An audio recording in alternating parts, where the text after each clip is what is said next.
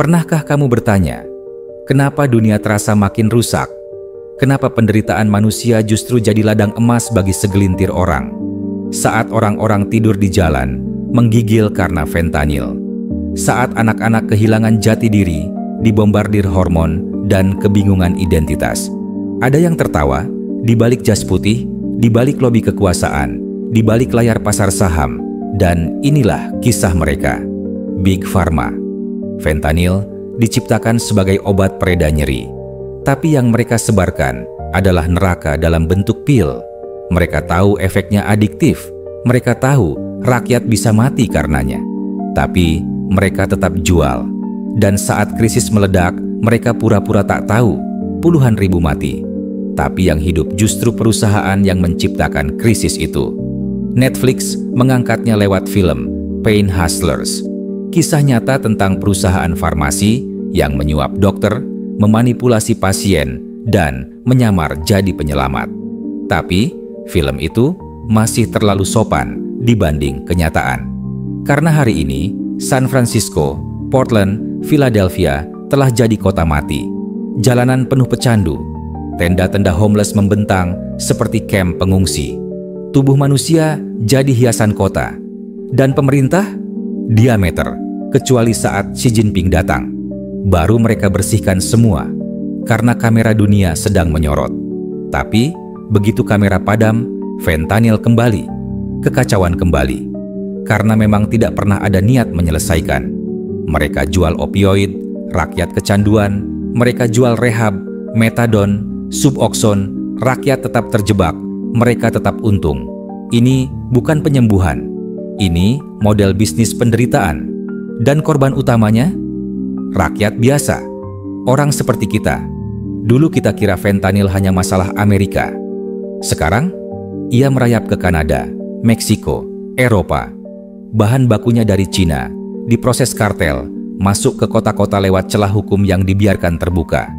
Dan para politisi, perbatasan, pengawas. Mereka tahu, tapi diam. Karena uang jauh lebih keras suaranya daripada jeritan rakyat.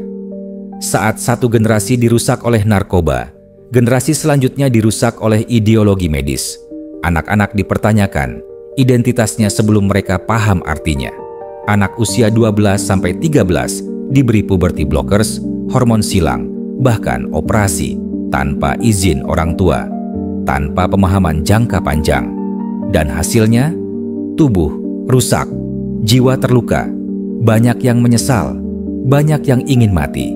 Tapi Big Pharma tidak peduli. Karena satu pasien trans berarti puluhan tahun penjualan hormon, terapi, dan operasi. Pasien seumur hidup, uang seumur hidup. Pfizer, perusahaan yang memproduksi puberty blockers dan vaksin.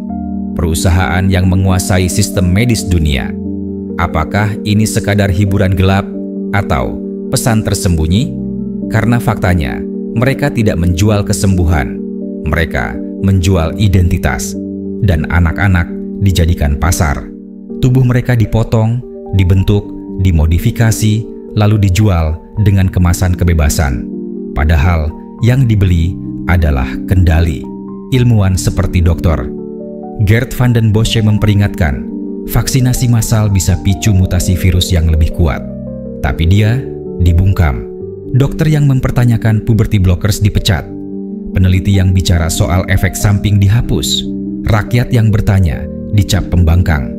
Tapi sekarang, satu demi satu bukti muncul. Yang dulu disebut teori konspirasi, kini jadi kutipan jurnal ilmiah. Siapa yang biarkan ini terjadi? Siapa yang tutup mata saat tubuh anak dihancurkan? Saat generasi mati karena pil buatan pabrik? Politisi tahu. Media tahu, akademisi tahu, tapi semuanya diam karena semuanya sudah dibeli. Ini bukan salah satu individu, ini salah sistem yang menyembah uang dan mengorbankan nurani. Tidak cukup hanya marah, tidak cukup hanya sedih, tapi kita bisa mulai berani bicara, berani bertanya, berani menolak narasi yang memaksa. Kita butuh dunia yang menjadikan anak-anak sebagai manusia, bukan pasar. Yang menjadikan kota sebagai rumah, bukan ladang racun. Yang menjadikan ilmu bukan sebagai alat propaganda, tapi jalan menuju terang. Dunia ini tidak rusak karena kejahatan semata, tapi karena kebaikan yang diam. Dan selama kita masih punya suara, masih ada harapan untuk menyelamatkan generasi selanjutnya dari sistem yang sekarang membunuh dalam senyap.